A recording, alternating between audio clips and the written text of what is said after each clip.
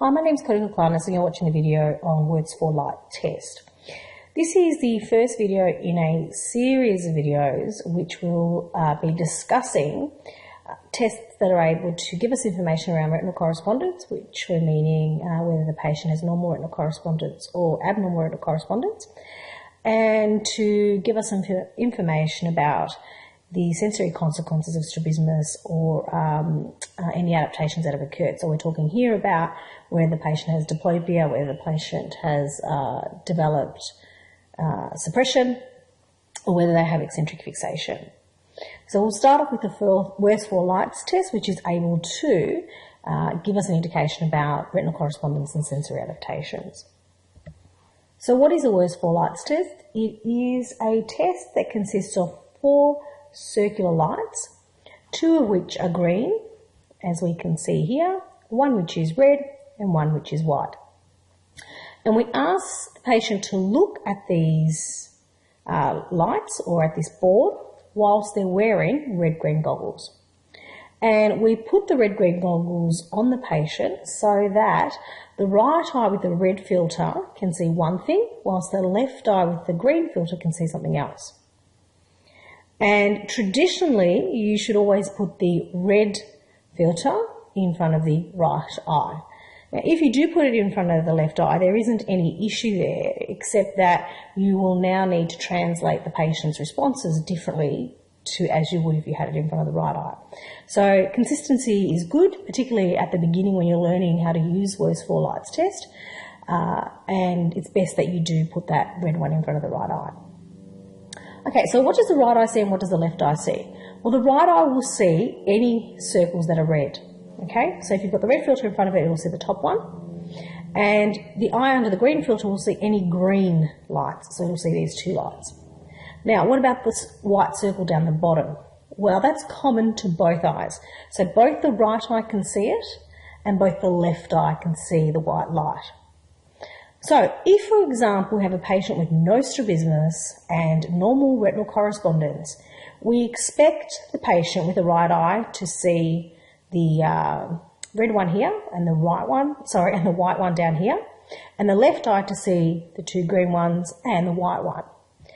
Now, if they're fusing, then this white one seen both from the right and the left eye should be seen as one, and therefore the patient will see 4 dots.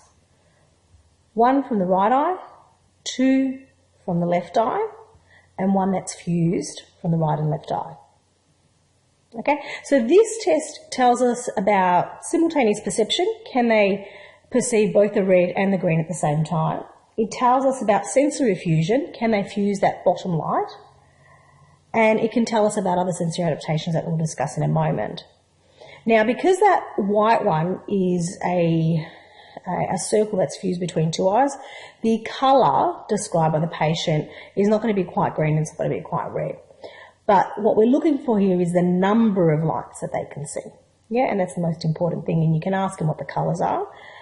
But in essence, if they see 4, what we have here is simultaneous perception and sensory fusion. Okay, we can perform this test at various distances. We can perform it at 6 metres, and this is the type of board that you would see under a vision chart or within an electronic vision system such as VizTech. We can also perform it at near. Here we have a near Words for Light test that's used at 1/3 of a metre. Again, you put the goggles in front of the eye and then you shine the torch in front of the patient, and they will indicate to you how many lights they see. And lastly, here we have a Words for Light test that is macular in nature. So what we're doing here is we're trying to stimulate the macula only, and we're looking specifically for what we call central suppression, so around the macula at the fovea.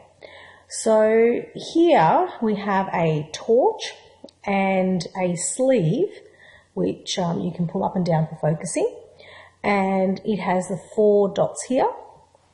It'll stimulate the macula and we'll get a little bit more information around central suppression. So if they see 4 lights with this macular light, then there is no central suppression. If they give you a suppression response, which we'll talk about in a moment, then there is central suppression. What that also means is that you could get a suppression response with a test like this, which is at the macula, versus a test like this, which is actually stimulating beyond the macula. We'll talk more about this later in the semester. Now let's go through the various responses a patient can give you. We've established now that with the red-green filters on, that the right eye will see 2 lights and the left eye will see 3 green lights.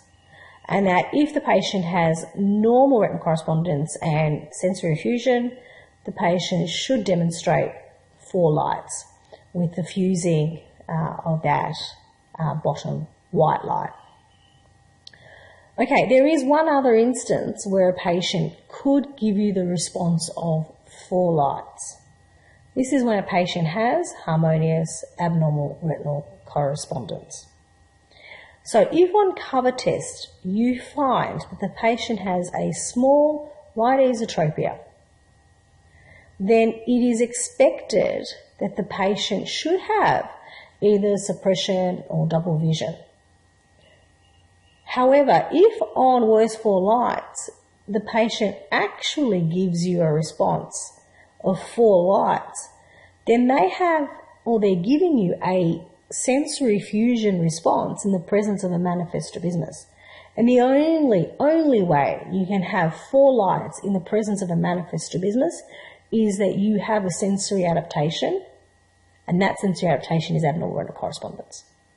So 4 lights can mean one of 2 things. It can mean that the patient has normal retinal correspondence, or it can mean that it has abnormal retinal correspondence. In and of itself, the response, you can't tell whether it is one or the other. You need the complete investigation. You need that cover test result to determine now whether that 4 lights is NRC or whether it is ARC. So if, for instance, the cover test result was a small esophoria with rapid recovery and there was no indication of manifest strabismus, well then 4 lights means that what you've got is normal retinal correspondence. However, if the cover test result shows a manifest deviation, such as a small flick right AT, then 4 lights can only mean one thing. It means that the patient has abnormal retinal correspondence. Okay, let's go to another response. Say the patient is experiencing double vision. Well, then that patient will tell you there are 5 lights. They will see this. They will see 2 red ones and 3 green. The question then becomes, is it crossed or uncrossed? And so what we need to determine is on what side are the red lights and on what side are the green lights. Now again, remember I indicated that you should usually put the red filter in front of the right eye. So if that's the case, and this is the left side, then the lights are on the left side whilst the filter is on the right. So we have crossed diplopia. Okay, in this instance here we have 5 lights, but we also have height, a height differential here where we can see that the red ones are higher than the green ones. And so we have uncrossed diplopia here, but we've also got the right images higher, which means that the right eye is lower. So we have a left on right. Okay, so when a patient says they see 5 lights, we have some more questions we need to ask. 2 important questions are, on what side are the red lights and on what side are the green lights? And the second important question is, are the dots side by side, or are one set of dots higher than the other, so we can determine whether there's some vertical component. The last alternative is that the patient gives you a response where they only see 2 red or they only see 3 green. In this instance, we have suppression. Where we see 2 red, it indicates that the left eye is suppressed, again assuming that we've put the red in front of the right filter. And where we see only 3 green, it is indicating that the right is suppressed, so we're not seeing an image from the right eye. Okay, one more thing.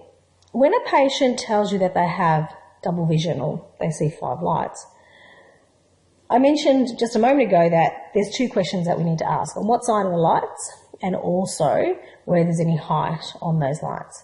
But there is actually a third important question, and that is, Do you see all 5 lights there at the same time? Why is that important? Because if a patient has an alternating strabismus, they can have alternating suppression, which means that for a moment they'll see 2 red, and in the next moment they'll see 3 green. And then they'll alternate back to 2 red, alternate back to 3 green. Now that's alternating suppression if a patient flips between seeing 2, 3, 2, 3. And some patients, when they're looking at the worst 4 lights and you ask them how many lights do you see, they'll add up what they see between the 2 eyes. They'll say, I see 5, even though they don't see all 5 at the same time.